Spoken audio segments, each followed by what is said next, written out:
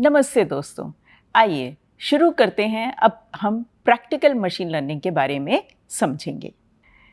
तो इस मॉड्यूल का मोटिवेशन क्या है? अब हमने ये देखा ही है कि मशीन लर्निंग के डोमेन में हमें थ्योरेटिकल नॉलेज भी चाहिए होती है और प्रैक्टिकल स्किल्स भी चाहिए होते हैं। मशीन लर्निंग में बहुत कुछ मॉडल ट्रेनिंग, टेस्टिंग हम उसे करके समझते हैं और जिस समय हम मॉडल्स को बना रहे होते हैं, ट्रेन कर रहे होते हैं, टेस्ट कर रहे होते हैं, तो बहुत सारे प्रैक्टिकल एस्पेक्ट्स हैं जो हमें ओवर द इयर्स अपने एक्सपीरियंस से हम सीखते हैं। तो हम एक तरीके से जो रियल वर्ल्ड की प्रॉब्लम्स हैं, उनके एप्लीकेशन को जिस भी प्रॉब्लम पे काम कर रहे हैं, उसको समझते हैं, उसका एक इंट्यूशन बिल्ड करते हैं, उसके डेटा की अंडरस्टैंडिंग बिल्ड करते हैं और उसके बाद हम डिसाइड करते हैं कि जो इतने सारे मॉडल्स हैं, उनमें से कौन-सा मॉडल चलेगा और किस मॉडल को हमें किस तरीके से ट्रेन या वैलिडेट करना है। तो मशीन लर्निंग एक तरीके से हम ये भी कह सकते हैं कि एक आइटरेटिव प्रोसेस है। हम बहुत तरीके से बार-बार मॉडल बनाते हैं, बहुत बार हमारे डिज़ायर्ड रिज़ल्ट्स नहीं आते। हमें लगता है बहुत अच्छा-सा मॉडल नहीं बना है, कहीं ऐसा तो नहीं कि डेटा ही हमारा ऐसा नहीं है कि जिससे हम कोई एक मॉडल बना सकें। लेकिन फिर भी कुछ प्रैक्टिकल एस्पेक्ट्स होते हैं, जिनसे हम पाते हैं कि चाहे डेटा हमारा थोड़ा है या ज़्यादा है, चाहे डेटा में क्लास इम्बैलेंस है, जिसका मतलब है कि अगर बाइनरी क्लासिफिकेशन है तो किसी क्लास का सैंपल्स ज़्यादा हैं और किसी क्लास के सैंपल्स कम हैं। हम डिफरेंट सिनेरियोज़ में इस तरह की डिफ़िकल्टीज़ को देखते हुए भी हम एक अच्छा सा मॉडल बना सकते हैं जो कि डिप्लॉयमेंट के बाद अच्छा सा परफॉर्मेंस दे सके। तो मशीन लर्निंग को काम करते हुए थोड़े से प्रैक्टिकल टिप्स होते हैं जो कि हम कहेंगे कि मॉडल बनाते हुए हम यूटिलाइज़ कर सकते हैं, जिससे कि हम एक अच्छा रिलायबल मॉडल बना सकें। एक तरीके से हम ये कहेंगे कि मशीन लर्निंग में प्रैक्टिकल स्किल्स की बहुत ज़्यादा वैल्यू है और उसी को एक तरीके से एम्प्लॉयर्स वैल्यू भी करते हैं। अगर आपको प्रैक्टिकल स्किल्स आते हैं, आप एक बहुत अच्छा मॉडल बना सकते हैं, तभी आप उसको यूटिलाइज़ कर पाएंगे और उसका बेनिफिट ले पाएंगे। तो इस मॉड्यूल के लर्निंग ऑब्जेक्टिव्स क्या हैं? इस मॉड्यूल में हम समझेंगे कि डेटा सेट प्रिपेयर करते समय हमें किन बातों का ध्यान रखना चाहिए। हम वैलिडेशन और टेस्ट डेटा सेट क्यों बनाते हैं और उनको किस तरीके से बनाते हैं और क्यों बनाते हैं। के फोर्ड क्रॉस वैलिडेशन किसको कहते हैं और ये किस तरीके से हमारी एक स्मॉल डेटा सेट की प्रॉब्लम को भी सॉल्व करता है। फिर हम क्लास इम्बैलेंस को भी हैंडल करना समझेंगे, किस तरीके से उसकी भी कुछ अप्रोचेस हैं, जैसे under sampling of the data, over sampling of the data या डेटा ऑगमेंटेशन करते हुए या हम कॉस्ट सेंसिटिव क्लासीफायर बनाते हुए। हम इन्हीं सारी चीज़ों को आज इस मॉड्यूल में समझेंगे। तो अब शुरू करते हैं। डेटा सेट बनाते समय हमें किन बातों का ध्यान रखना चाहिए? तो कुछ प्रैक्टिकल टिप्स हम कहेंगे कि डेटा सेट बनाते समय देखें। पहला, कि जब आप डेटा बनाते हैं, सपोज़ करिए कि आपका इमेज क्लासिफिकेशन का डेटा है, तो एक सजेशन ये है कि आप सारी इमेजेस को एक बार स्कैन थ्रू ज़रूर करने की कोशिश करें। अगर ये डेटा आप ही ने बनाया है, एक बड़ा आसान तरीका है कि सपोज़ करिए कि सारा डेटा आपकी डायरेक्टरी में है, तो आप थंबनेल्स को भी देख सकते हैं। छोटे-छोटे थंबनेल्स में भी लेकिन आपको इमेजेस दिख जाएँगी और ये पता लग जाएगा, कहीं ऐसा तो नहीं है कि कोई फ़ाइल नेम या कोई इमेज नेम एक्चुअली ब्लैंक है, उसमें कोई इमेज ही नहीं है। तो आप डेटा को स्कैन थ्रू ज़रूर करिए। इसी तरह जब हम ऑडियो में काम करते हैं या ईसीजी या ईईजी में काम करते हैं, तो कई बार पता लगता है कि जब हम डेटा को विजुअलाइज़ करते हैं, प्लॉट करते हैं, तो पाते हैं कि कोई चैनल तो ईईजी का ड्रॉप ही हो गया है, उस पे डेटा ही नहीं है। हो सकता है कि उसका कनेक्शन ठीक से ब्रेन के स्कैल्प पे लगा ही नहीं था, तो इसलिए उसमें डेटा कलेक्ट ही नहीं हुआ। अगर आप डेटा को देखेंगे नहीं और डेटा के ऊपर सीधा अपने मॉडल्स चला देंगे, तो आप पाएंगे कि आपके रिजल्ट तो आ ही नहीं रहे हैं, लेकिन एक्चुअली प्रॉब्लम कुछ और है। डेटा शायद कि कोई चैनल आपका ड्रॉप हो गया है, उस पे डेटा ही नहीं है। तो इसलिए हम कहेंगे कि एक बार डेटा को कोशिश करिए, स्कैन थ्रू ज़रूर करिए। अगर वो नॉइज़ी है, अगर वो मिसिंग हो गया है, अगर उसका डेटा डिस्टॉर्ट हो गया है, वो सभी चीज़ें आप देख पाएंगे और फिर उस तरह के डेटा को या तो आप अपनी ट्रेनिंग से ही बाहर रख देंगे या फिर उसका कोई रेमेडियल एक्शन ले पाएंगे। इसको हम कहते हैं, इस पूरे प्रोसेस को हम कहते हैं क्यूरेटिंग द डेटा सेट। तो आप बहुत बार सुनेंगे कि हम ये पेपर में लिखा होता है कि हमने डेटा क्यूरेट करके फिर डिपॉजिट किया और फिर पब्लिक रिपोजिटरी पे रिलीज़ किया। क्यूरेट करने का ही मतलब ये है कि अगर आपका डेटा नॉइज़ी है तो आप उसको डीनॉइज़ कर रहे हैं, अगर डेटा आपका मिसिंग है तो इस तरह के सैंपल्स को या तो आप हटा रहे हैं या मिसिंग वैल्यूज़ को इम्प्यूट कर रहे हैं। तो हम इसको कहते हैं क्यूरेटिंग द डेटा सेट। तो कई बार क्या होता है कि आपका टेबुलर डेटा है, सपोज़ करिए कि हमने पेशेंट्स का कुछ डेटा इस तरीके से कलेक्ट किया कि उनका हीमोग्लोबिन, उनकी एज, जेंडर, ये सब हमने क्वांटिटीज़, ब्लड प्रेशर है या नहीं है, डायबिटीज़ है या नहीं है, ये सारे हमने फीचर्स कलेक्ट किए हैं। लेकिन हो सकता है कि किसी किसी पेशेंट में सारे फीचर्स कैप्चर नहीं हुए। तो जब हम पूरा का पूरा डेटा को यूज़ करेंगे तो पाएंगे कहीं कहीं कोई फीचर जो है वो किसी किसी पेशेंट का मिसिंग हो गया है। इसको हम कहते हैं मिसिंग वैल्यू प्रॉब्लम। और मिसिंग वैल्यू प्रॉब्लम को भी हैंडल करने के कई तरीके होते हैं। जनरली आपका डोमेन बताएगा कि आपको मिसिंग वैल्यू कैसे इम्प्यूट करनी चाहिए। एक बिल्कुल छोटा सा मैं सिंपल सा एग्जांपल देती हूँ कि सपोज़ करिए कि आपका प्रॉब्लम था एक disease state versus healthy state का, और उसमें हीमोग्लोबिन जो था वो मिसिंग हो गया कुछ पेशेंट्स का। तो अब क्या होगा, एक तरीका तो ये है कि आपने कहा मैं मिसिंग वैल्यू हम इम्प्यूटेशन करेंगे और हम सब पेशेंट्स का जिनका डेटा अवेलेबल है हीमोग्लोबिन का, उसका मीन वैल्यू लेंगे और मीन वैल्यू सब्स्टिट्यूट कर देंगे। अब सपोज़ करिए कि मेजॉरिटी आपके पेशेंट्स हेल्दी थे, थोड़े ही पेशेंट्स थे, थोड़े ही सब्जेक्ट्स जो थे वो ऐसे थे जो कि डिजीज़ स्टेट थे, तो और उनका हीमोग्लोबिन नॉर्मल से थोड़ा कम था। तो अब अगर हमने मीन वैल्यू से हीमोग्लोबिन इन डिजीज़ स्टेट वाले पेशेंट्स का वेरिएबल को रिप्लेस कर दिया क्योंकि वो मिसिंग था, तो हमें पता लगेगा उनका हीमोग्लोबिन भी नॉर्मल रेंज में आ गया, जो कि गलत है। तो इस कारण क्या होगा कि जिन पेशेंट्स में वो हीमोग्लोबिन प्रेजेंट भी है और लो वैल्यू के साथ है, वो फीचर अब डाइसी हो जाएगा क्योंकि आपने कुछ पेशेंट्स के लिए हीमोग्लोबिन नॉर्मल रेंज का भर दिया है। इसका मतलब ये हुआ कि हम मिसिंग वैल्यू इम्प्यूटेशन भी बड़े ध्यान से करते हैं। डीनॉइजिंग हम कर सकते हैं, और अगर डेटा नॉइजी है तो हम डीनॉइज करेंगे। कई बार क्या होता है कि आपके डेटा पे लेबल नॉइज़ होती है। तो अगर आप रीसेंट लिटरेचर देखें, रिसर्च लिटरेचर, तो उसमें कई पेपर्स, अब रिसर्च के पेपर्स आ रहे हैं जिनमें हम कहते हैं handling label noise. Label noise का मतलब क्या है कि आपके बाइनरी क्लासिफिकेशन की प्रॉब्लम थी, दो तरह के आपका डेटा था, दो क्लास का, लेकिन कुछ क्लास के सैंपल्स पे लेबल, क्लास लेबल गलत पड़ गया है। तो जैसे डॉग वर्सेस कैट है और कुछ कैट की इमेजेस को लेबल मिल गया डॉग का और कुछ डॉग की इमेजेस को लेबल मिल गया कैट का, तो हम इसे कहते हैं कि डेटा में लेबल नॉइज़ है। तो लेबल नॉइज़ भी या तो आप जिस समय डेटा क्यूरेट कर रहे हैं तभी देख के उसको फिक्स करेंगे। अगर ऐसा पॉसिबल नहीं है, आपका डेटा बहुत बड़ा है और ये बिल्कुल पॉसिबल नहीं है, फिर आपको आर्किटेक्चर ऐसा बनाना पड़ेगा जो अपने अंदर ही उस लेबल नॉइज़ की प्रॉब्लम को फिक्स करेगा। रिसेंटली इस तरह के भी काफ़ी रिसर्च पेपर्स आ रहे हैं। और इसी तरह तो जब आप अपना डेटा बनाते हैं तो ग्राउंड ट्रुथ या एनोटेशंस भी केयरफुली करें। अगर सपोज़ करिए आपका सेगमेंटेशन का प्रॉब्लम है, तो उस केस में इमेज के अंदर अगर आप सेगमेंटेशन कर रहे हैं तो हर ऑब्जेक्ट की बाउंड्री को केयरफुली आप बनाइए। तो डेटा एनोटेशन या डेटा पे क्लास लेबल असाइन करना, ये बहुत कायदे से किया जाना चाहिए। जितना अच्छा आपका डेटा बना होगा उतने ही आराम से और उतने ही अच्छे आपके मशीन लर्निंग के मॉडल बनेंगे। तो कई बार हम अपना नया डेटा कलेक्ट कर रहे होते हैं, लेकिन अगर हमने डेटा कलेक्ट करते समय, डेटा फाइनली प्रिपेयर करते समय अगर हमने इन चीज़ों का ध्यान नहीं रखा या डेटा पे ज़्यादा समय लगा के अच्छे से डेटा नहीं बनाया, तो हम पाएंगे कि हमने डेटा तो कलेक्ट कर लिया था 1 महीने में, लेकिन 6 महीने तक हम स्ट्रगल कर रहे हैं और हम कोई भी बहुत अच्छा सा मॉडल नहीं बना पा रहे हैं क्योंकि हमारा डेटा ठीक से बना नहीं है। तो चलिए आगे चलते हैं। अब डेटा सेट तो सपोज करिए हमने बना लिया, लेकिन डेटा सेट की भी कुछ प्रॉब्लम्स हो सकती हैं।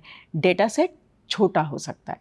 स्मॉल होने का मतलब, छोटा होने का मतलब क्या है कि सपोज़ करिए कि आपका बाइनरी क्लासिफिकेशन की प्रॉब्लम थी और आपके पास सिर्फ 200 सैंपल्स दोनों क्लास के हैं, तो हम कहेंगे ये डेटा सेट बड़ा छोटा है। ये प्रॉब्लम हो सकती है। दूसरा प्रॉब्लम ये हो सकती है, डेटा इम्बैलेंस्ड हो सकता है। इम्बैलेंस्ड डेटा सेट का क्या मतलब है कि बाइनरी क्लासिफिकेशन है, एक क्लास के सैंपल्स तो हैं आपके पास 1000 और दूसरी क्लास के सैंपल्स हैं कुल 400, तो अब हमें इसको कहेंगे imbalanced data set. Particularly medical data sets में क्लास इम्बैलेंस की तो बहुत ज़्यादा प्रॉब्लम होती है। जैसे कि फॉर एग्जांपल जिस समय कोविड हुआ था तो हम हो सकता है कुछ लोगों ने कोविड के मॉडल भी बनाए कि भाई पेशेंट का स्टेट ऑफ हेल्थ प्रिडिक्ट करने के लिए वुड द पेशेंट सर्वाइव और नॉट सर्वाइव, तो उस केस में काफ़ी ज़्यादा क्लास इम्बैलेंस भी हो सकती थी। अगर मेजॉरिटी पेशेंट सेव ही हुए हैं, बहुत थोड़े ही पेशेंट्स की डेथ हुई है, तो हम पाएंगे कि अब जो है डेटा उसमें क्लास इम्बैलेंस बहुत ज़्यादा है। हो सकता है वो 10:1 की हो इम्बैलेंस, या हो सकता है वो 20:1 की इम्बैलेंस हो गई हो। इसी तरह जब हम मेडिकल डेटा सेट्स पे काम करते हैं तो हम कई बार कहते हैं कि मेडिकल डेटा सेट्स में ह्यूमन की सब्जेक्ट की आइडेंटिफाइंग इंफॉर्मेशन भी होती है। इसको कहेंगे एक तरीके से, जिस तरीके से हम अपने फिंगरप्रिंट से पहचाने जाते हैं, तो हम ये कह सकते हैं कि मेडिकल डेटा सेट में भी हर डेटा, चाहे वो ईसीजी है, चाहे वो ईईजी है, चाहे वो एफएमआरआई है या एमआरआई है, उसमें एक्चुअली सब्जेक्ट को आइडेंटिफाई करने की भी इंफॉर्मेशन छुपी होती है। इसका मतलब क्या है कि जब हम मेडिकल डेटा सेट के साथ काम करते हैं तो हम ट्रेनिंग और टेस्ट डेटा सेट को बड़ी केयरफुली स्प्लिट करते हैं। एक सब्जेक्ट का डेटा सिर्फ एक ही फोल्ड में जाता है, या तो वो ट्रेनिंग के लिए बैठा होगा या वो टेस्ट के समय बैठा होगा। सपोज़ करिए कि आपका एक पेशेंट था जिसके आपने एमआरआई किया और आपने 3 डिफरेंट टाइम्स पर उसके एमआरआई किए हैं। तो अब आप चाहेंगे कि ये तीनों ही जो सैंपल्स हैं, इनको 3 अलग-अलग सैंपल तो आप ट्रीट कर सकते हैं, लेकिन तीनों को ट्रेनिंग के ही फोल्ड में डालिए या टेस्ट के ही फोल्ड में डालिए। ऐसा ना करें कि 2 एमआरआई तो हमने ट्रेनिंग में डाल दिए और एक को हमने टेस्ट में डाल दिया, क्योंकि ऐसा हो सकता है अगर आपका मॉडल बहुत अच्छा नहीं बना था और वो बहुत अच्छे से सब फीचर्स को नहीं एक्सट्रैक्ट कर पा रहा था, तो वो हो सकता है तुक्के से बता दे जो टेस्ट का सैंपल है कि ये इस क्लास को बिलोंग करता है, इसलिए नहीं क्योंकि उसने फीचर देख लिया था, बल्कि इसलिए क्योंकि उस तरह का डेटा, उसी सब्जेक्ट का डेटा उसने ट्रेनिंग के समय देखा है। तो उसको हम कहते हैं कि हो सकता है वो ओवरफिट मार रहा था, उसने डेटा को याद कर लिया है और डेटा को क्योंकि याद कर लिया और सेम सब्जेक्ट का डेटा एक टेस्ट में आ गया, तो उस पर परफॉर्मेंस अपनी दे देगा। इसलिए मेडिकल डेटा सेट को हम स्प्लिट बड़ी केयरफुली करते हैं, चाहे डेटा कितना ही कम क्यों ना हो, चाहे आपके पास सिर्फ 20 सब्जेक्ट का ही ईईजी सिग्नल्स हों, तब भी आप एक ट्रेनिंग में सब्जेक्ट का डेटा अलग रखेंगे डिफरेंट सब्जेक्ट्स का और टेस्ट में अलग रखेंगे। आप सब्जेक्ट लेवल पे उनको मिक्स नहीं करेंगे। फिर स्मॉल डेटा है तो हम उसे स्प्लिट और ट्रेन बड़ी कॉशनली करेंगे, जो हम आगे देखेंगे भी। और उसी तरीके से जब डेटा में इम्बैलेंस होता है तो उसको भी हमें हैंडल करना होता है। तो हम कई बार कहते हैं over sampling, under sampling, augmentation. Under sampling का मतलब क्या है कि सपोज़ करिए कि आपके पास एक बाइनरी क्लासिफिकेशन की प्रॉब्लम है और आपने कहा कि हमारे पास क्लास 0 के 400 सैंपल्स हैं और क्लास 1 के हमारे पास लेट्स से 1000 सैंपल्स हैं। ठीक है, तो अब अगर हमें अंडर सैम्पलिंग करनी है तो हम कहेंगे 1000 को अंडर सैम्पल करके 400 कर देंगे, तो दोनों क्लासेस के बराबर सैंपल्स हो जाएंगे। ओवर सैम्पलिंग करनी है तो हो सकता है हम कहें कि 400 को ओवर सैम्पल कर देंगे और ताकि इसके क्लास 0 के भी 1000 सैंपल्स हो जाएं, अब इक्वल सैंपल्स हो गए। डेटा ऑगमेंटेशन करनी है तो हो सकता है हम कहें नहीं नहीं, ये तो सारे ही डेटा कम है, हम ऐसा करते हैं 400 के भी 2000 बना लेते हैं ऑगमेंट करके और 1000 के भी 2000 बना लेते हैं, तो अब दोनों क्लास का बैलेंस भी हो गया और हमने डेटा भी बढ़ा दिया। तो हम इसको इसको आगे कुछ और एग्जांपल्स के साथ भी देखेंगे। तो हम क्लास इम्बैलेंस भी हमें डील करनी चाहिए, अदरवाइज़ क्या होगा, सपोज़ करिए कि 400 और 1000 से ही हमने ट्रेनिंग करना शुरू कर दिया, तो अब उसे बार बार क्लास 1 के सैम्पल्स ज़्यादा दिख रहे हैं क्लासीफायर को, और क्लास 0 के सैम्पल्स कम दिख रहे हैं, तो वो क्लास 1 को तो पहचानना सीख जाएगा और क्लास 0 को हो सकता है ठीक से पहचान ना पाए, तो फिर क्लासीफायर हमारी एरर देने लगेगा। इसी तरीके से उसी को डील करते हुए हम कई बार कॉस्ट सेंसिटिव क्लासीफायर भी बिल्ड करते हैं। लेकिन उससे पहले अब समझते हैं, हमें 2 कॉन्सेप्ट देखने होंगे, वैलिडेशन डेटा सेट किसे कहते हैं और टेस्ट डेटा सेट किसे कहते हैं। तो सपोज़ करिए आपके पास एक डेटा सेट है, तो हम जनरली इस तरह का ग्राफ देखिए, 100% आपका टोटल डेटा सेट था, आपने कहा 75% डेटा हमने इसमें से निकाल लिया और हम उसे कह रहे हैं कि ये हमारा ट्रेन है, तो ये 75% it will be used to learn the task. और उसके बाद जो बचा हुआ डेटा है, हमने उसको दोबारा 2 पार्ट में स्प्लिट किया। एक हमने कहा वैलिडेशन डेटा सेट, जो कि हमने 15% रख लिया, और एक हमने कहा टेस्ट डेटा सेट, जो कि हमने 10% रख लिया। अब ये वैलिडेशन डेटा सेट का पर्पस क्या है? तो सपोज़ करिए कि आप न्यूरल नेटवर्क टाइप का मॉडल बना रहे थे। न्यूरल नेटवर्क में हमने देखा है कि हमें क्या करना होता है, हम लॉस वर्सेस ईपॉक का कर्व प्लॉट करते हैं, और वो हम देखते हैं कि लॉस पर ईपॉक में कैसे नीचे आ रही है। लेकिन हम उसके साथ ये ट्रेनिंग डेटा का हम कर्व बनाते हैं, लेकिन ट्रेनिंग डेटा के साथ ट्रेनिंग डेटा पे तो हम ट्रेनिंग डेटा को तो हम नेटवर्क को दिखा रहे हैं, उससे एरर कंप्यूट कर रहे हैं, उस एरर का लॉस का ग्रेडियंट निकाल रहे हैं, बैक प्रोपेगेट करके वेट्स अपडेट कर रहे हैं, लेकिन साथ में हम वैलिडेशन डेटा पे भी हर इपॉक के एंड में साथ में हम लॉस को कंप्यूट करते हैं और उस लॉस का भी कर्व हम प्लॉट करते हैं। तो ये जो होता है कर्व, ये हम एक बनाते हैं वेल डेटा पर और एक बनाते हैं हम ट्रेन डेटा पे।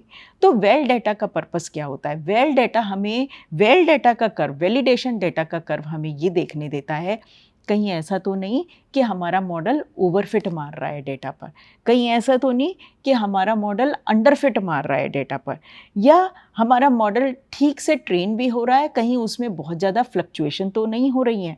तो ये सारी चीज़ें हमारे को वैलिडेशन डेटा सेट के साथ परफॉर्मेंस देखने से पता लगती है। तो अगर हम इसको देखें वैलिडेशन डेटा सेट को, तो हम ये कहते हैं कि ये वो सबसेट ऑफ डेटा है जो कि हमने ट्रेनिंग के प्रोसेस से थोड़ा सा बचा लिया है। हो सकता है हम शुरू में ट्रेन और टेस्ट में स्प्लिट करें, लेकिन फिर ट्रेन डेटा को दोबारा स्प्लिट कर लें और उसमें से एक वैलिडेशन डेटा बना लें, और ये हमारे को हेल्प करता है to generalise the model by preventing overfitting on the training data। और ये हमारे कुछ आंसर करता है क्वेश्चंस, जैसे कि हम मॉडल को कैसे सेलेक्ट करें। हो सकता है अगर ठीक से काम नहीं कर रहा तो ये मॉडल सिलेक्शन में हेल्प करेगा, हाइपर पैरामीटर ट्यूनिंग में हेल्प करेगा, कैसे अगर ये अंडरफिट हो रहा है या ओवरफिट हो रहा है, जो कि हमें ट्रेन और वैल के कर्व्स को देख के पता लगेगा। तो अगर अंडरफिट हो रहा है या ओवरफिट हो रहा है, करस्पॉन्डिंगली हम हाइपर पैरामीटर्स को ट्यून करते हैं। और ये हमें ये भी बताएगा कि ट्रेनिंग प्रोसेस में हम कौन कौन सी थोड़ी बहुत ऑल्टरेशंस करें, रेगुलराइजेशन लगाएं या ना लगाएं, या कौन सा लगाएं, ये सारे डिसीजन मेकिंग में हमारी हेल्प करता है। लेकिन जो टेस्ट डेटा होता है उसको तो हम देखते ही नहीं हैं, ये टोटली अनटच्ड डेटा होता है। इसको हम कहते हैं, ये तो ऐसे है जैसे कि अगर मैंने मॉडल को डिप्लॉय कर दिया, तो जो अब फ्यूचर में डेटा आएगा, ये टेस्ट डेटा एक तरीके से उसको इंडिकेट करता है, और फाइनली इस पे हम परफॉर्मेंस को देखते हैं। तो टेस्ट डेटा क्या होता है? Final unseen data on which the results are reported, a way of saying how the model would perform जब हम उसे डिप्लॉय कर देंगे रियल वर्ल्ड की सेटिंग में। तो अब एक एग्जाम्पल देखते हैं train, val and test data set का। तो सपोज करिए कि आपके पास डेटा सेट था क्लास 0 के, आपके पास थे सैम्पल्स 400 सैम्पल्स, और आपके पास क्लास 1 के थे 1000 सैम्पल्स। अब किस तरीके से हम इसको बना सकते हैं train, val and test data set में? तो सपोज करिए कि मैंने अप्रोच 1 लिया। मैंने अप्रोच 1 में ये कहा कि मैं इसको स्प्लिट करूँगी डेटा को, और हमने कहा कि ठीक है, हम ऐसा करते हैं कि हम क्लास 0 के हम 300 सैम्पल्स रखेंगे और क्लास 1 के हम 300 सैम्पल्स रखेंगे और ये हमने बनाया ट्रेन डेटा सेट। और फिर हमने कहा कि हमारे पास अब कुछ बच गए, 100 सैम्पल्स पहले के बच गए और 700 दूसरे के बच गए। 100 में से अब हमने वेल डेटा सेट बनाया। वेल डेटा सेट को हमने कहा कि हमने क्लास 0 के इसमें रख लिए 80 सैम्पल्स और क्लास 1 के भी रख लिए, 0 के रख लिए 80 सैम्पल्स और क्लास 1 के लेटेस्ट से हमने रख लिए 200 सैम्पल्स। तो हमने कहा अब हमारे पास टेस्ट में कितने आ गए, अब टेस्ट का डेटा सेट हमारे पास रह गया। तो टेस्ट का कितना रह गया, टेस्ट में हमने कहा क्लास 0 का मेरे पास रह गए 20 सैम्पल्स और क्लास 1 के रह गए हमारे पास 500 सैम्पल। एक तो तरीका ये हुआ कि हमने ट्रेन, वैल और टेस्ट में डेटा सेट को स्प्लिट कर लिया। तो हम देख पा रहे हैं थोड़ा सा क्लास का इम्बैलेंस सा है, ठीक है। लेकिन अब हम क्या करेंगे, अगर न्यूरल नेट ट्रेन कर रहे थे तो इस पे हम डेटा पे ट्रेन करेंगे। ये वैलिडेशन डेटा है जिस पे हम लॉस वर्सेस इपॉक पे परफॉर्मेंस देखेंगे और ये होगा फाइनली जिस पे हम अपना रिजल्ट्स को रिपोर्ट करेंगे। हो सकता है हमने इस तरीके से स्प्लिट कर रखा हो। दूसरा तरीका भी हो सकता है।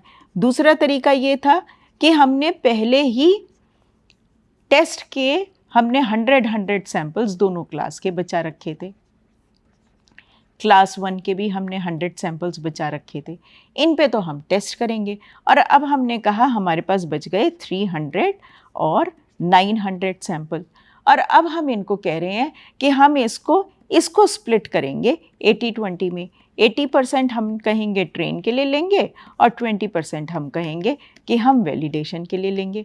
अगर हमने ऐसा किया तो 80% ऑफ दिस क्लास 0 के कितने आ गए हमारे पास 240 सैम्पल्स और क्लास 1 के आ गए हमारे पास 720 सैम्पल्स, ठीक है। वैलिडेशन के समय हमारे पास क्लास 0 के कितने आ गए, हमारे पास आ गए अब 60 सैम्पल्स और क्लास 1 के हमारे पास आ गए रिमेनिंग 180 सैम्पल्स। तो हम इस तरीके से भी स्प्लिट मार सकते हैं। There can be number of ways, लेकिन अगर हमारा डेटा मेडिकल डेटा है तो हम ये ध्यान रखेंगे, हो सकता है कि हमने EEG का डेटा कलेक्ट किया था, तो हमने सपोज करिए कि 20 सब्जेक्ट्स का डेटा कलेक्ट किया और 20 सब्जेक्ट्स में हर सब्जेक्ट का हमने 3 बार डेटा कलेक्ट किया, तो इसका मतलब 20 × 3 ये हो गए हमारे 60 सैम्पल्स। अब इनमें 20 सब्जेक्ट्स में 15 थे हमारे हेल्दी और 5 थे हमारे सिक पेशेंट्स, ठीक है। तो अब यहाँ पर 15 × 3 45 सैम्पल्स हमारे पास ये हैं और ये हैं हमारे 5 × 3 15 सैम्पल्स हमारे पास ये हैं, तो टोटल हमारे पास 60 सैम्पल्स हैं। लेकिन अब जब हम इनको ट्रेन और टेस्ट में डिवाइड करेंगे या ट्रेन, वैल और टेस्ट डिवाइड करेंगे तो हम सब्जेक्ट लेवल पर स्प्लिट मारेंगे।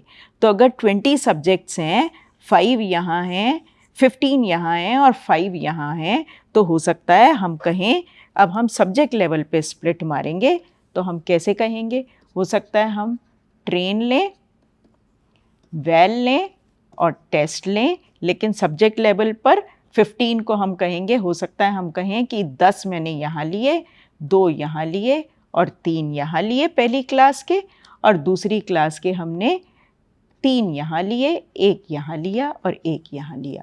तो 10 × 3 30 हमारे पास एक क्लास के हैं, इंटू 3 9 दूसरी क्लास के हैं, 6 इसके हैं, 3 इसके हैं, 9 इसके हैं और 3 इसके हैं। तो इस तरीके से 39 हमारे पास ट्रेन में है, 9 हमारे पास वैल में है और टेस्ट में हमारे पास 12 सैम्पल्स हैं। तो हम केयरफुली डेटा को स्प्लिट करेंगे। तो द स्प्लिट जो हम बनाएंगे, सब्जेक्ट लेवल पर हम स्प्लिट बनाएंगे, सब्जेक्ट लेवल स्प्लिट।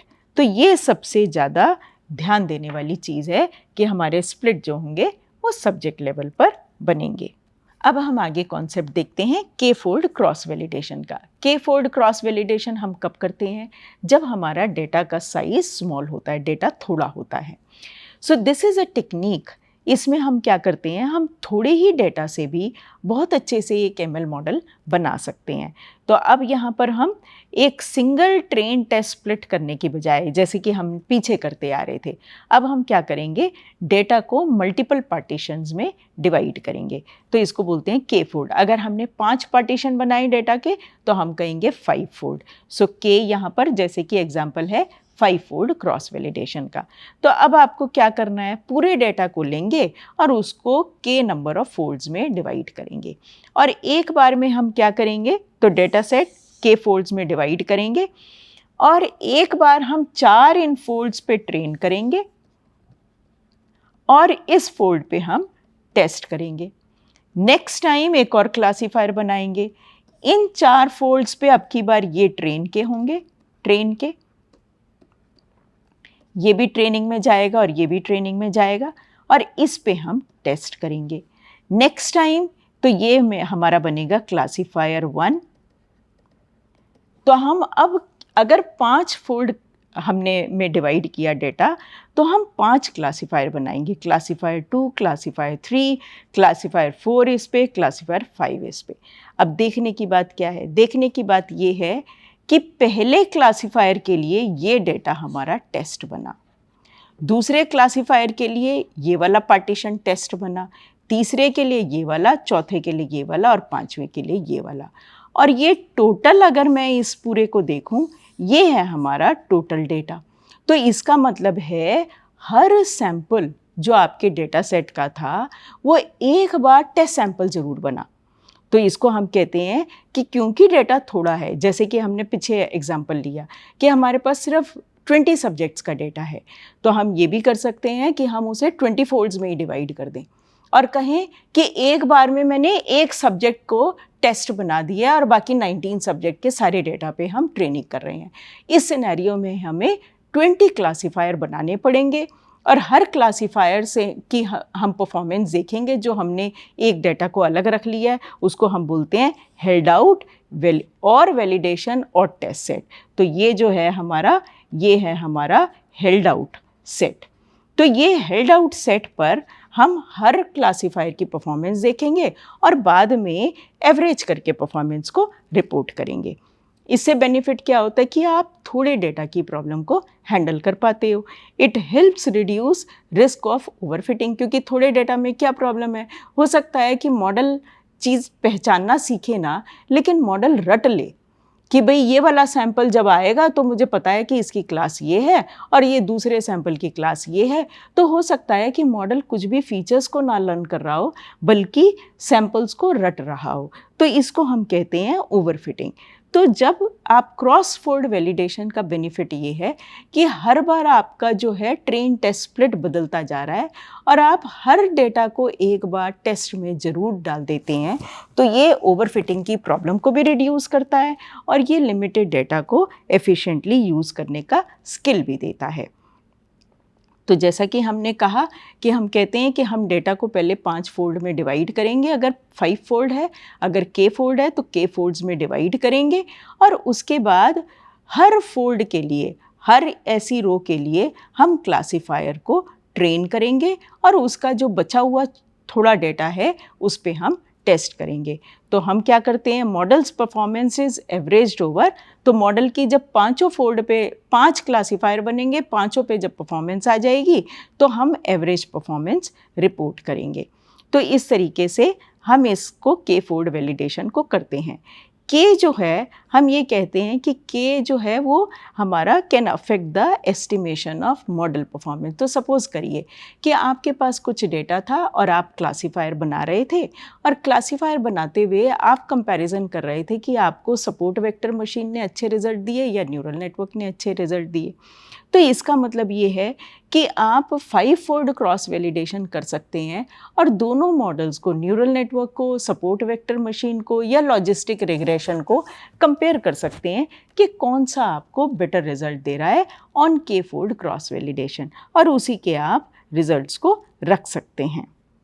तो आप बहुत ज़्यादा बड़ा वैल्यू के का भी ले सकते हैं, लेकिन उसका मतलब ये है कि आपको उतने ही ज़्यादा नंबर ऑफ क्लासीफायर ट्रेन करने पड़ेंगे, तो वो आपकी कंप्यूटेशनल कॉस्ट बढ़ाता है। लेकिन हाँ, ज़्यादा के रखने का मतलब ये है कि अगर सपोज़ करिए कि मैंने 10 फोल्ड क्रॉस वैलिडेशन रखा और मेरे सैम्पल्स कितने थे, 100 दोनों क्लासेस के थे। तो जब मैंने 10 फोल्ड क्रॉस वैलिडेशन किया तो इसका मतलब ये है कि हर फोल्ड में हमारे कितने सैम्पल्स आएंगे, तो मेरे 200 डिवाइडेड बाय 10, तो इसका मतलब 20 सैम्पल्स मैंने हर फोल्ड में रखे हैं, पर फोल्ड हैं, ठीक है। और मैंने 10 क्लासीफायर इस तरीके से ट्रेन किए। तो एक बार में हम एक फोल्ड को यहाँ रखेंगे, टेस्ट बनाएंगे, और 9 फोल्ड्स पर को हम ट्रेनिंग में रखेंगे। तो ट्रेनिंग में डेटा कितना हो गया, 20 × 9, 180 यहाँ चला गया और 20 यहाँ पर टेस्ट के लिए हो गया। उसके कंपैरिजन में अगर मैंने 5 फोल्ड क्लासीफायर बनाया होता तो क्या होता कि 200 सैम्पल्स को मैं 5 से डिवाइड करते, तो ये कितना बनता, 40 हो जाता। तो अब क्या होगा, 4 फोल्ड पे ट्रेनिंग करेंगे और 1 फोल्ड पे टेस्ट करेंगे। ये ट्रेन के हैं और ये आपका टेस्ट का है। अब ट्रेनिंग में डेटा कितना है, 40 × 5 =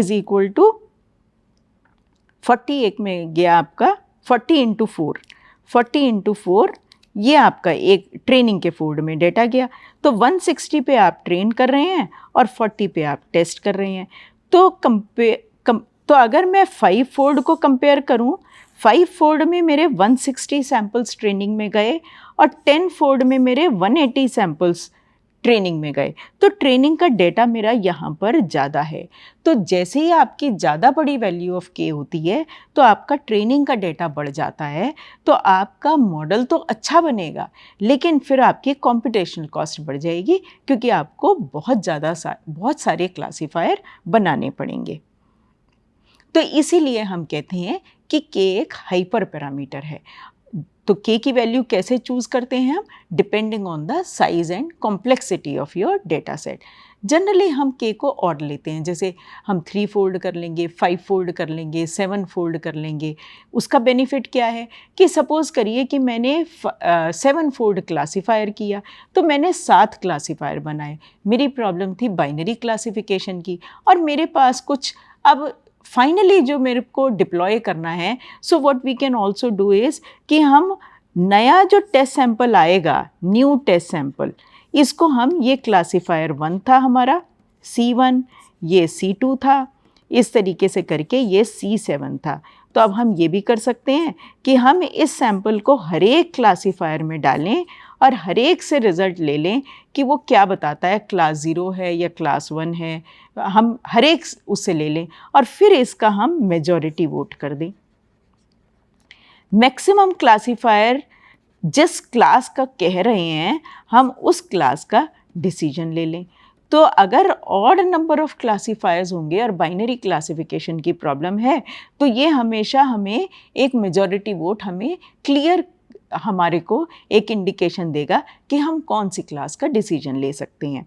तो कई बार हम 5 फोल्ड या मल्टीपल फोल्ड के फोल्ड क्रॉस वैलिडेशन करने के बाद डिप्लॉयमेंट के समय हम मेजॉरिटी वोट क्लासीफायर भी बना सकते हैं। तो ये हमारी प्रॉब्लम ऑफ ओवरफिटिंग रिड्यूस करता है, जो हमने पहले ही कहा, और बहुत एफिशिएंटली हमें एक मॉडल बनाने देता है, जबकि उस सिनेरियो में जब हमारा डेटा कम है। लेकिन हम फोल्ड्स बनाते कैसे हैं, तो ये बहुत इम्पॉर्टेंट पॉइंट है। हमें फोल्ड स्ट्रेटिफाइड बनाने होते हैं। सो हम बात करते हैं स्ट्रेटिफाइड फोल्ड्स की। अब स्ट्रेटिफाइड फोल्ड का मतलब क्या है, इसे समझते हैं। तो सपोज़ करिए कि हमारे पास क्लास 0 के सैम्पल्स हैं 400 और हमारे पास क्लास 1 के सैम्पल्स हैं 1000, और अब हम स्ट्रेटिफाइड फोल्ड बनाना चाह रहे हैं। तो अब हम एक तरीका ये करेंगे कि हम कहेंगे कि हमने कुछ भी डेटा हमने बाहर नहीं रखा है और हम अब फिर दोबारा हम 2 डिफरेंट अप्रोचेस से बनाते हैं। देखिए, हम कहेंगे पहला अप्रोच ये है हमारा, हमने जो भी है यही सारा डेटा है और इसी पे हम रिजल्ट्स निकालेंगे। तो अब इस केस में हम क्या करेंगे कि हमें ये इसके 5 फोल्ड बनाने हैं और इसके भी 5 फोल्ड बनाने हैं। जब हम इसके 5 फोल्ड बनाएंगे तो एक फोल्ड में कितना जाएगा, 80 नंबर ऑफ सैम्पल्स जाएंगे। इसके 5 फोल्ड बनाएंगे तो एक में जाएंगे हमारे 200 सैम्पल्स। तो इसका मतलब ये है कि C0 के इसमें 80 सैम्पल्स हैं और C1 के 200, C0 के 80, C1 के 200, C0 के 80, C1 के 200, और इस तरीके से हम पांचों अपने फोल्ड्स के लिए डेटा बनाएंगे। तो एक तरीके से जितना भी डेटा आया क्लास 0 का उसको हम 5 पार्ट्स में स्प्लिट कर देंगे, और जो हमारा दूसरी क्लास का है उसको भी 5 पार्ट में स्प्लिट कर देंगे। एक बार स्प्लिट करने के बाद अब ये स्प्लिट फोल्ड्स फिक्स हो जाएंगे।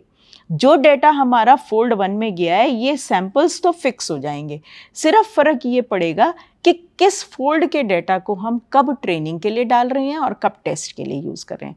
तो ये क्लासीफायर 1 है। क्लासीफायर 1 के लिए फोल्ड 1 हमारा टेस्ट है और ये चारों फोल्ड ट्रेन के हैं। क्लासीफायर 2 के लिए हमारा ये टेस्ट है और बाकी सारे ट्रेन हैं। क्लासीफायर 3 के लिए ये टेस्ट है तीसरा फोल्ड, बाकी सब ट्रेन है। लेकिन जो सैंपल्स आपने इनिशियली आपने स्प्लिट मारेंगे डेटा के और जिस सैंपल को जिस फोल्ड में डाल देंगे अब वो फोल्ड फिक्स हो जाएंगे, फोल्ड अब चेंज नहीं होंगे। डेटा ऐसा नहीं है कि पहला क्लासीफायर बनाया तो 5 फोल्ड में रैंडमली स्प्लिट किया और फिर उसको बना लिया और फिर दोबारा दूसरा क्लासीफायर बनाने समय दोबारा 5 फोल्ड में रैंडमली स्प्लिट किया। ये बिल्कुल नहीं करेंगे। हम पहले ही डेटा को स्प्लिट मारेंगे और हर फोल्ड में अपनी क्लास के मतलब कि उतने ही प्रोपोर्शन में सैंपल्स जाएंगे। तो अगर क्लास 0 के 400 सैंपल थे तो हर फोल्ड में 80 चले गए। क्लास 1 के अगर 1000 सैंपल्स थे तो हर एक फोल्ड में 200 चले गए। ऐसा नहीं करेंगे कि आपने 1400 टोटल सैंपल्स लिए और उनको रैंडमली 5 फोल्ड में डिवाइड कर दिया। अगर ऐसा करेंगे तो हो सकता है किसी एक फोल्ड में सिर्फ सारे क्लास 0 के ही चले गए या क्लास 1 के ही सैंपल चले गए, तो आप क्लासीफायर नहीं बना पाएंगे। तो इसको बोलते हैं हम स्ट्रेटिफाइड फोल्ड, मतलब कि हर फोल्ड में हर क्लास का बराबर रिप्रेजेंटेशन होगा। तो ये स्ट्रेटिफाइड फोल्ड बनाएंगे। तो ये हमारी हुई अप्रोच 1, हमने इस तरीके से बना लिया। अब हम अप्रोच 2 लेते हैं। हम ये कहेंगे कि नहीं अब की बार तो हम कुछ सैंपल टेस्ट के लिए भी रखेंगे। ये तो वैलिडेशन और ट्रेन डेटा है, हम कुछ टेस्ट का भी रखेंगे। इस पे तो परफॉर्मेंस हम कोट करेंगे ही करेंगे, लेकिन हम टेस्ट के पे भी करेंगे। तो अब हम क्या करा हमने कहा हमने टेस्ट के लिए पहले ही 100 सैंपल्स निकाल लिए। C0 के लिए भी 100 निकाल लिए और C1 के भी 100 सैंपल्स निकाल लिए। अब हमारे पास ट्रेन में कितने बचे? ट्रेन में बचे हमारे पास 300 C0 के और C1 के हमारे पास बचे 900। अब हमारे पास किस तरीके से बनेंगे? अगर ये मैंने 5 फोल्ड में बनाया 1 2 3 4 5 और ये पूरा है, ठीक है ना। तो C0 के कितने बने हमारे पास? अब 300 डिवाइडेड बाई 5 और 900 डिवाइडेड बाई 5 ये हो गए 60 और ये हो गए 180। तो C0 के 60, C1 के 180, 60 180 60 180। इस तरीके से हम अपने फोल्ड बनाएंगे। Fold 1, fold 2, fold 3, fold 4, fold 5। अब एक बार में हो सकता है ये हमारा टेस्ट बना, वैल बना। अब हम इसको बोलेंगे वैल। ये हमारा वैल बनेगा और ये हमारे टेस्ट बनेंगे। फिर नेक्स्ट टाइम ये हमारा वैल बन जाएगा और ये हमारा ये ट्रेन बनेगा और ये हमारा ट्रेन और ये हमारे ट्रेन बन जाएंगे।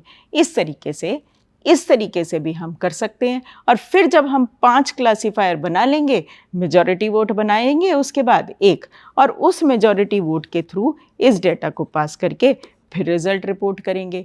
तो भी हम देख सकते हैं कि यहाँ पर एवरेज परफॉर्मेंस क्या आई और यहाँ पर टेस्ट पे भी मेजॉरिटी वोट की परफॉर्मेंस क्या आई। तो जनरली वो स्लाइटली उससे बेटर होगी। तो इस तरीके से तो जब डेटा हमारा थोड़ा होता है तो हम डिफरेंट अप्रोचेस से इसको फोल्ड्स को बनाते हैं। अगर डेटा बहुत ही थोड़ा है तो हम कोई भी टेस्ट के लिए अलग से सैंपल्स नहीं रखेंगे। सपोज़ करिए 200 ही सैंपल्स थे, तो 20 सैंपल्स बाहर बचा के क्या करेंगे? वो तो बहुत ज़्यादा डेटा है नहीं, उस पे कुछ रिपोर्ट करेंगे रिजल्ट्स, उसका कोई मीनिंग नहीं है। तो अगर डेटा सेट हमारे पास बहुत ही छोटा है, तब तो हम कुछ भी डेटा बाहर नहीं रखेंगे और सारे ही डेटा के फोल्ड्स बना लेंगे। कई बार क्या होता है, जैसे कि मैंने एग्जांपल दिया था, ईईजी का केस है, 20 सैंपल्स ही हैं, तो सब्जेक्ट्स का ही डेटा है, तो हो सकता है कि आप 20 फोल्ड्स बनाएं, किसी भी डेटा को बाहर ना रखें, और हर एक जितने भी आपके 20 सब्जेक्ट्स हैं और आपने 20 फोल्ड्स बनाए, हर सब्जेक्ट को, एक सब्जेक्ट को आपने 19 सब्जेक्ट्स को आपने ट्रेन में डाला और 1 सब्जेक्ट को आपने टेस्ट में डाला, ठीक है ना, या वैल बना दिया। तो इस तरीके से आप 20 क्लासीफायर बनाएंगे और फिर उनकी एवरेज परफॉर्मेंस रिपोर्ट करेंगे। बट जनरली आप स्ट्रेटिफाइड फोल्ड्स बनाते हैं। So K folds cross validation, it takes into account the class distribution of the target variable. तो क्लास डिस्ट्रीब्यूशन हमने देखा, जैसे क्लास 0 और क्लास 1 के कितने सैंपल्स थे, उसी हिसाब से उनको हमने फोल्ड्स में डिस्ट्रीब्यूट किया। तो हर फोल्ड में रफली सेम प्रोपोर्शन के, एक क्लास के सेम प्रोपोर्शन के सैंपल्स हर फोल्ड में जाएंगे। बहुत यूज़फुल होता है जब हम इम्बैलेंस डेटा सेट के साथ डील करते हैं, ताकि किसी भी फोल्ड में कम या ज़्यादा सैंपल्स ना जाएं किसी भी क्लास के।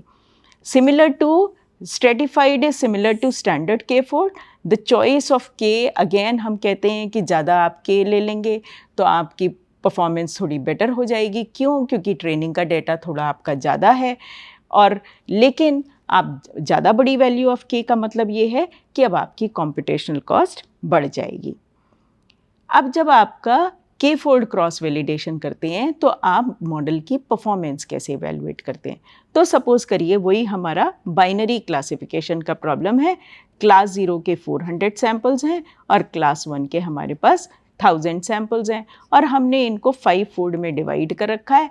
तो हमारे पास 80 और 200 सैम्पल्स एक सिंगल फोल्ड का डेटा है, सिंगल फोल्ड डेटा है, ठीक है। तो अब हमने क्या किया, हमने क्लासीफायर 1 बनाया जो कि हमारा इस डेटा पे बना है, क्लासीफायर 2, क्लासीफायर 3,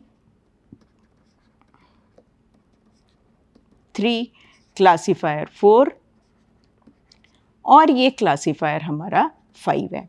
अब इसमें हमने इस डेटा पे टेस्ट किया है, इधर इस पे टेस्ट किया है, इधर इस पे, इधर इस पे और इधर इस पे। तो इसका मतलब जब हम इस टेस्ट को देखेंगे तो हर एक के लिए क्लासीफायर 1 के लिए हमने क्या किया, हमने एक कन्फ्यूजन मैट्रिक्स बनाया। अब कन्फ्यूजन मैट्रिक्स हमारा क्या बनेगा, हमारी क्या होगी, ओरिजिनल लेबल, और ये है हमारा सपोज़ करिए प्रिडिक्टेड लेबल। तो ये है 0 1 0 1, तो ये ट्रू नेगेटिव है, ये ट्रू पॉजिटिव है। ये क्या था, ओरिजिनल 0 था, हमने प्रिडिक्ट किया 1, तो ये हो गया फॉल्स पॉजिटिव, ये है फॉल्स नेगेटिव। अब हमारे इसके फोल्ड 1 में कितने सैंपल्स थे, 80 क्लास 0 के थे और 200 क्लास 1 के थे। तो जो टोटल हमारे 80 हैं वो डिस्ट्रीब्यूट होंगे। तो सपोज़ करिए ये हुआ 76, ये हुआ 4, 200 थे, 200 में से हमारे चले गए 180 इधर, 20 इधर। ये आ गया हमारा क्लासीफायर 1 का फोल्ड 1 पे परफॉर्मेंस ऑन फोल्ड 1। क्लासीफायर 2 को देखेंगे, उसकी हमारे पास परफॉर्मेंस आएगी परफॉर्मेंस ऑन फोल्ड 2, ठीक है। वो भी ऐसे ही बनेगा, हमारा true negative, true positive, false negative, false positive, और ये भी सपोज़ करिए यहाँ पर 70 10 190 और ये 10 ऐसे था, ये फोल्ड 2 पे आ गई। इसी तरह हमारी फोल्ड 3 पे आ गई परफॉर्मेंस, फोल्ड 4 पे चौथे क्लासीफायर की, फोल्ड 5 पे पाँचवें क्लासीफायर। ये हमारे पास इस तरीके से 5 कन्फ्यूजन मैट्रिक्स आ गए। अब हम क्या पा रहे हैं कि हर डेटा, ये वाला डेटा यहाँ पर टेस्ट बना, ये वाला डेटा यहाँ पर टेस्ट बना, ये वाला यहाँ पर, ये वाला यहाँ पर और ये वाला यहाँ पर। और इसके नंबर भी हम डाल देते हैं, और भी मैं सारे नंबर डाल देती हूँ। तो सपोज़ करिए ये अब मेरा हो गया 72, 8, 183, ये हो गया 27, ठीक है। फिर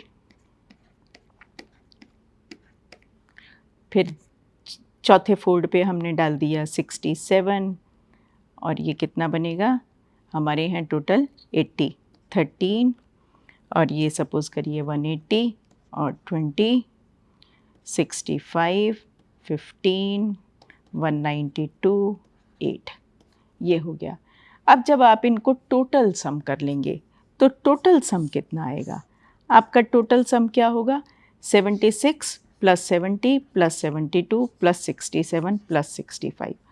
तो हम यहाँ पर भर देंगे, अब इसको भर देते हैं हम, पूरा हमारा कन्फ्यूजन मैट्रिक्स क्या बनेगा, ये बनेगा हमारा 76 प्लस 70 प्लस 72 प्लस 67 प्लस 65। इधर होगा 20 प्लस 10 प्लस 27 प्लस 20 प्लस 8। ये है 4 प्लस 10 प्लस 8 प्लस 13 प्लस 15। और ये लास्ट कितना हो गया, 180 प्लस 190, 183 प्लस 180 प्लस 192। ये अब हमारे हैं ट्रू नेगेटिव, ट्रू पॉजिटिव, ये है हमारा फॉल्स नेगेटिव, ये है हमारा फॉल्स पॉजिटिव, 0, 0, 1, 0, 1 ओरिजिनल, और ये प्रेडिक्टेड। ये हमारा कन्फ्यूजन मैट्रिक्स फाइनली बनेगा, और इसके total true positive, false negative, false positive और ट्रू पॉजिटिव को यूज़ करते हुए हम अपने एक्यूरेसी और सारे मैट्रिक निकालेंगे।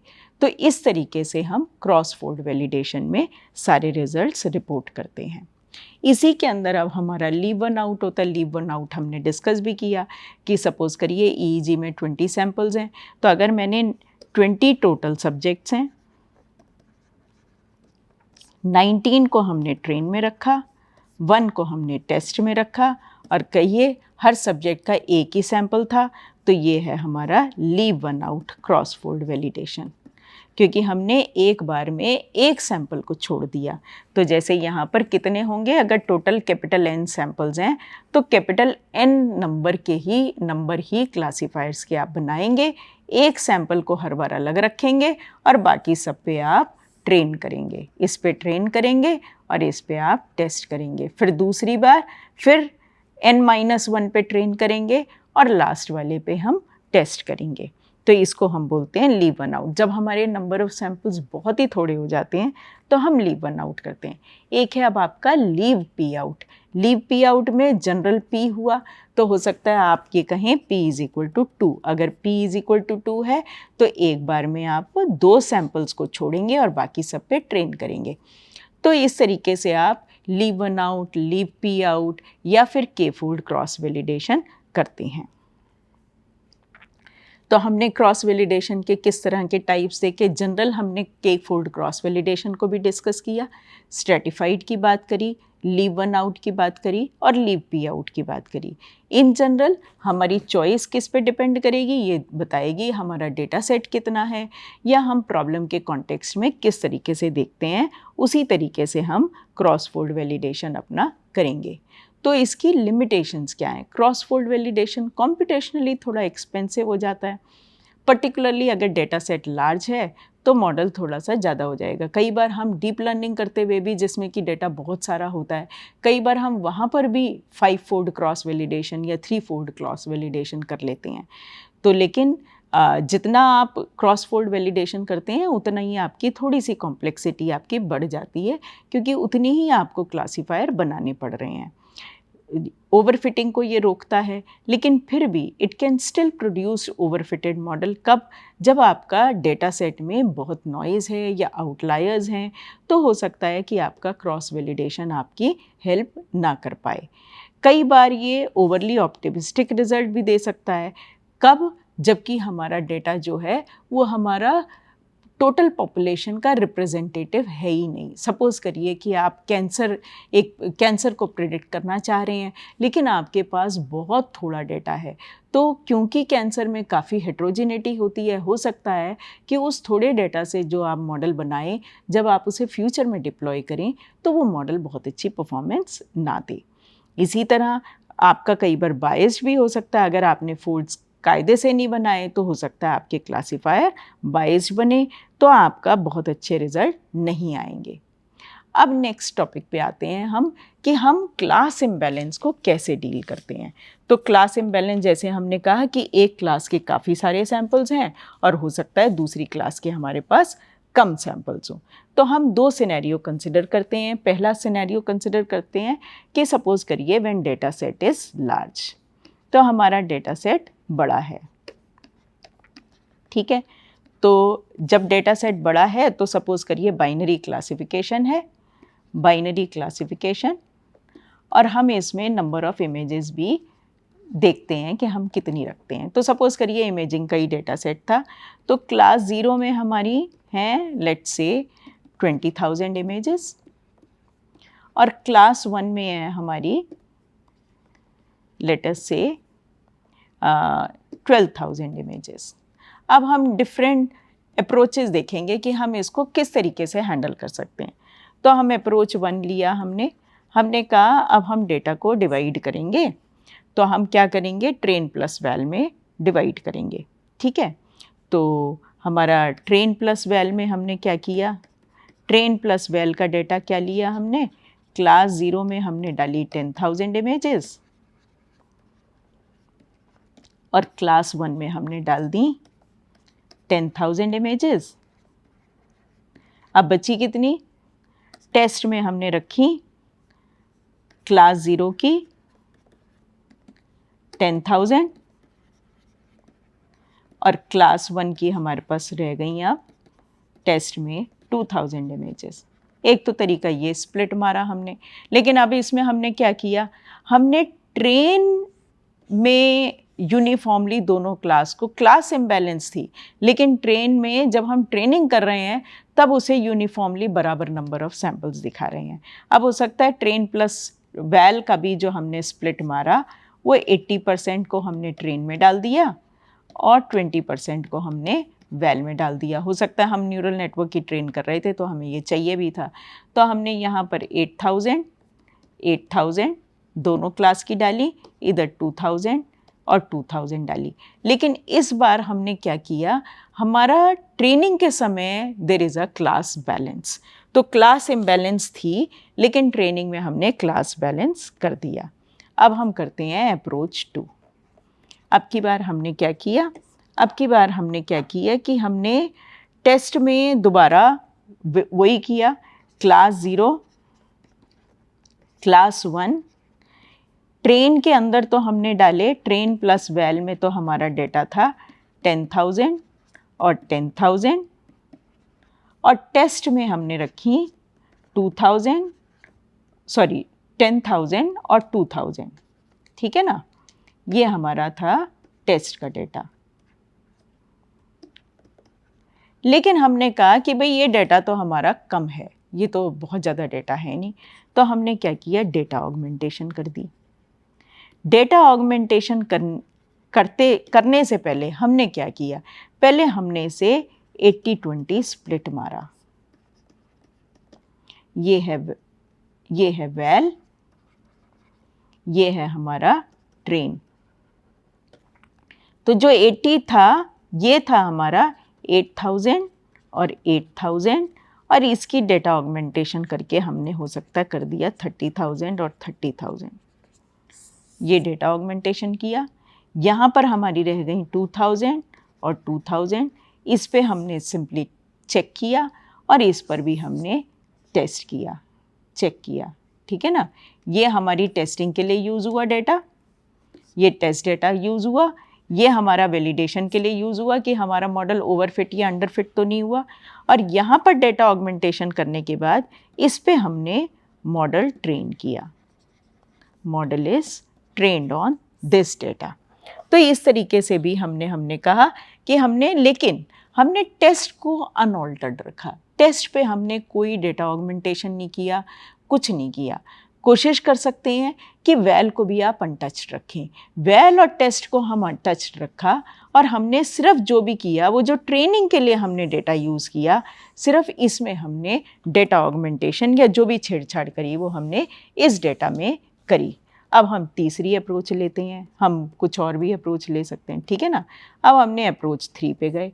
अब हमने कहा कि अब हम ओवर सैम्पलिंग और अंडर सैम्पलिंग का कॉन्सेप्ट भी देखना चाहते हैं।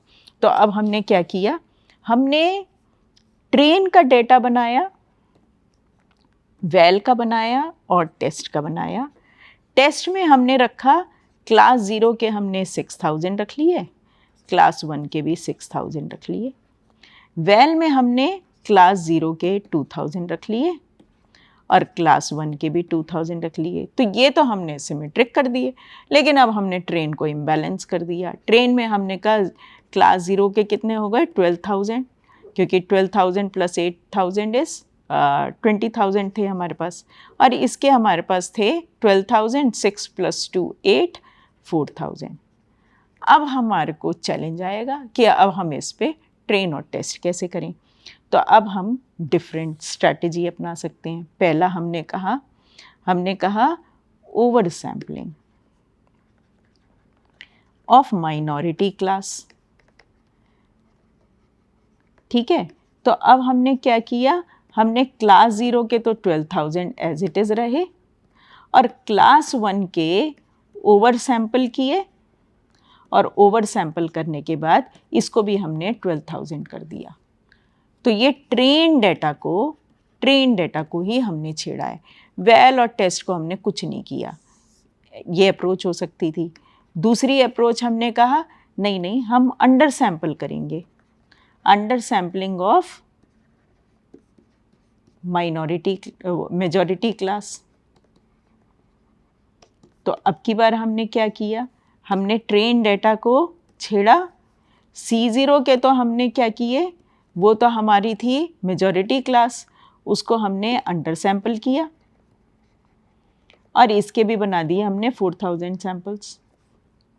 C1 के हमने 4000 ही थे। अब हमने ट्रेन किया, हो सकता है इसके बाद हम कहें कि दोनों के डेटा ऑगमेंटेशन भी कर देते हैं हम, और डेटा ऑगमेंटेशन करके दोनों के 20000 बना लेते हैं, फिर उस पर ट्रेन कर लेंगे। या मैंने पहले अंडर सैम्पल किया ही नहीं, 4000 को ही हमने जो C0 का तो 4000 थे, C1 पे हमने पहले ओवर सैम्पल किया या फिर उसी पे डेटा ऑगमेंटेशन करके उसको बराबर कर दिया। ये अप्रोच हो सकती है। तीसरी अप्रोच क्या हो सकती है, हम कहेंगे under sampling of majority class and over sampling of minority class. हम इसको भी कह सकते हैं कि हम ये करेंगे।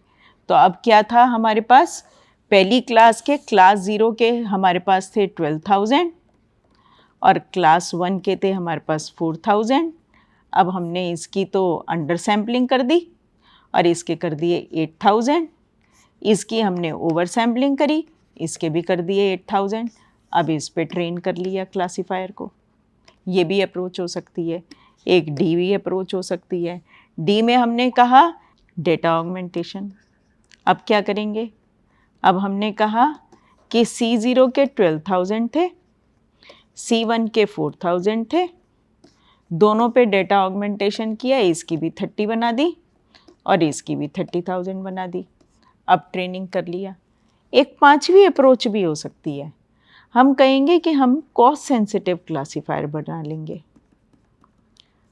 कॉस्ट सेंसिटिव क्लासीफायर का मतलब क्या हुआ कि अब हमने क्या किया कि गिव मोर वेटेज